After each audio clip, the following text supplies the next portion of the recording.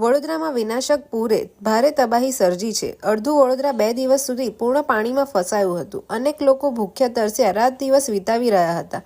ત્યારે આ ભયાનક પૂરમાં નિર્દોષ અને અબોલા પશુઓની હાલત અત્યંત દયનીય બની હતી અને પૂરના પાણી ઓસરતા ભયાવહ તસવીરો સામે આવી છે। પુડા સર્કલના ઢોરવાડામાં પૂરના પાણીને કારણે 40 જેટલી ગાયોના પાણીમાં ડૂબી જતા મોત થયા હોવાનું જાણવા મળ્યું છે। ગાયોના મૃતદેહોના આ દ્રશ્યો વિચલિત કરનારા છે। ત્યારે અબોલા પશુઓના આ મોત માટે જવાબદાર કોણ?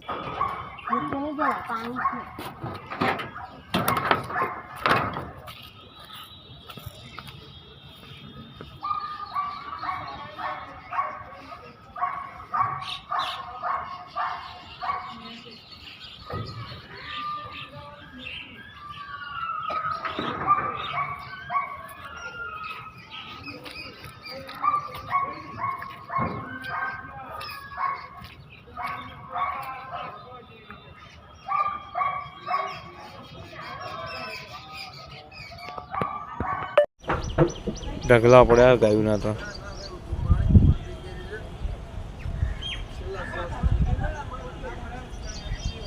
વગર કઈ થાય એવું નથી।